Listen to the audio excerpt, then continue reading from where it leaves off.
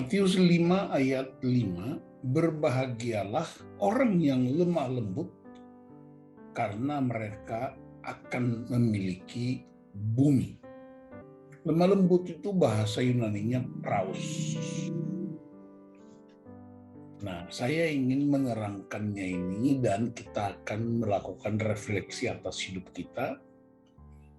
Mungkin kita pernah dengar di zaman Casanova, seorang pria yang lahir di tahun 1725 di Venezia di Italia.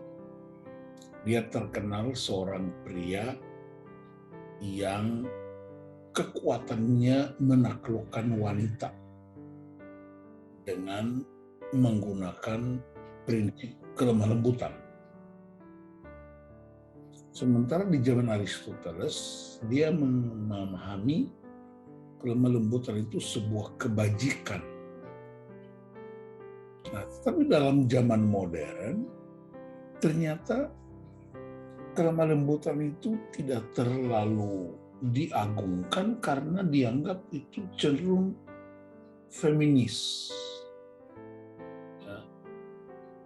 Jadi kalau di Ambon itu dibilang agak kebanci-bancian gitu. Kalau banci menurut bahasa Karo kan beda sama banci. Dalam bahasa Maluku itu orang kewanita-wanitaan. Jadi lemah lembut ini disalah mengerti dalam zaman tertentu dianggap sebagai sebuah kekuatan yang mengubah kemarahan, tapi di zaman tertentu orang menganggap sebagai sebuah tindakan yang kurang begitu jantan. Nah, tetapi praus ini juga dia bicara tentang sifat dan tabiat yang bisa dikendalikan. Contohnya pada hewan yang buas seperti misalnya seekor harimau atau seekor singa yang buas, itu bisa dikendalikan oleh pawangnya. Berarti praus itu artinya kekuatan yang dapat mengendalikan tabiat seseorang. Apa yang mesti dikendalikan? Ya, sifat-sifat kekasaran manusia, ya, sifat-sifat kemarahan manusia. Mengubah sifat dan tabiat itu perlu keahlian. Ya, saya kasih contoh tadi tentang hewan yang buas. Harimau itu disebut buas bukan oleh karena dia terkam kambing, tapi karena dia buas maka dia terkam kambing. Memang habitatnya, tabiatnya buas, pada hakikatnya buas, dan karena dia buas dia terkam kambing. Bukan sebaliknya, terkam kambing dulu baru disebut buas. Sama. Kalau kita tarik ke manusia, manusia itu hakikatnya berdosa. Dan karena dia berdosa, cenderung melakukan kejahatan. Bukan bikin kejahatan dulu baru disebut berdosa. Enggak, memang hakikatnya itu. Sejak awal dia udah jatuh dalam dosa. Dan ketika jatuh dalam dosa, kecenderungannya pasti berbuat jahat. Nah, bagaimana caranya binatang buas itu bisa jinak, dikendalikan? Ya hanya pawangnya, ahlinya yang bisa kendalikan. Dia bisa nurut maunya pawangnya. Nah sama, manusia itu bisa dikendalikan tabiatnya kalau ada pawangnya. Nah pawangnya kita itu Yesus Kristus yang bisa mengendalikan semua kejahatan. Sehingga lemah lembut itu bicara tentang karakter yang gampang dibentuk, mudah dibentuk.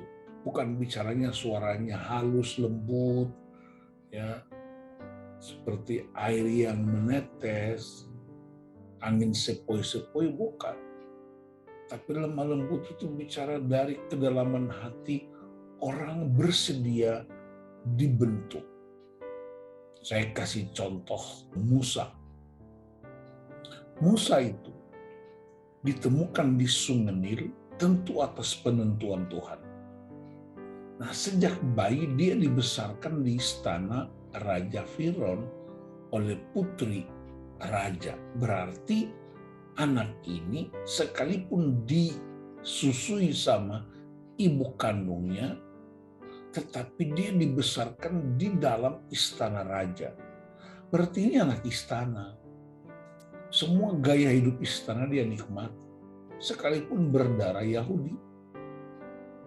Tapi Tuhan mau supaya Musa itu harus membebaskan orang Israel yang berseru kepada Tuhan. Lalu caranya Tuhan nggak langsung kirim Musa ke Mesir. Karena Tuhan tahu betul, Tuhan tahu apa? Orang Israel itu tegar tengkuk, keras kepala, kepala batu.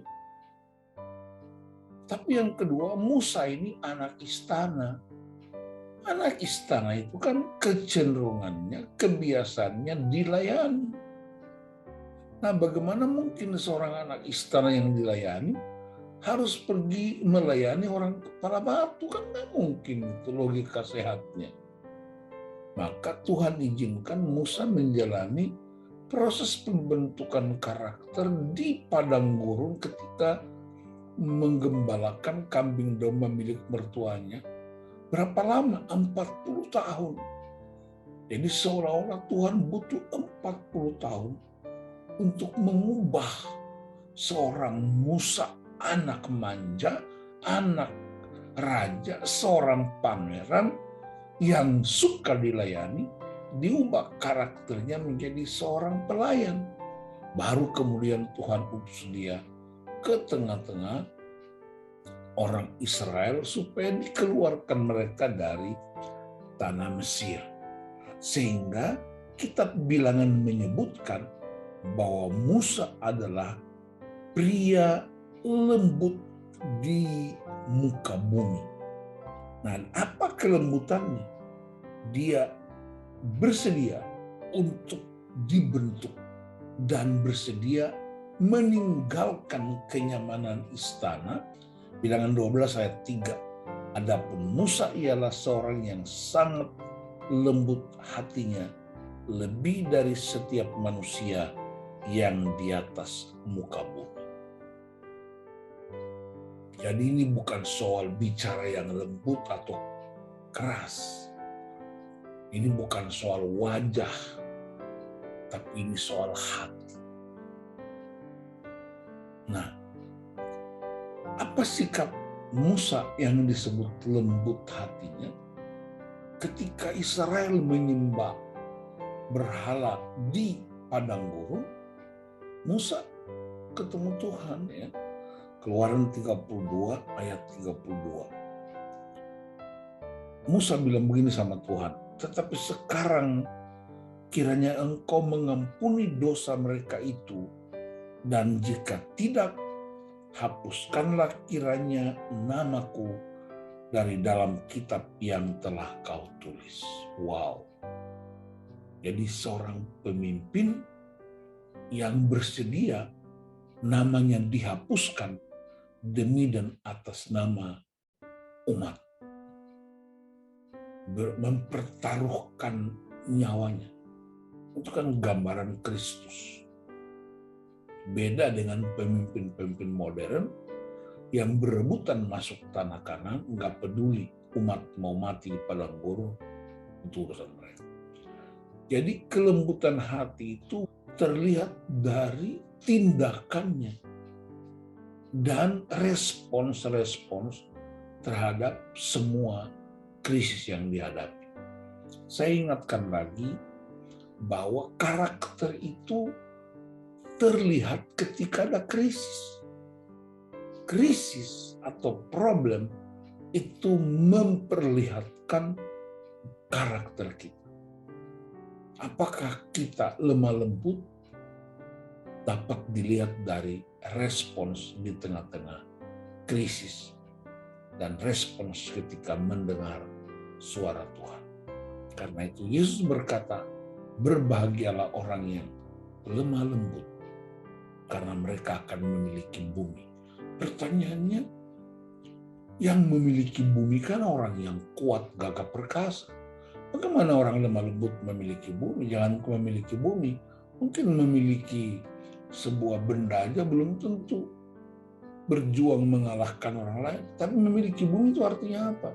Dia berotoritas, dia berkuasa, dia punya kuasa yang diberikan Tuhan untuk mengalahkan segala tipu daya yang ada di muka bumi.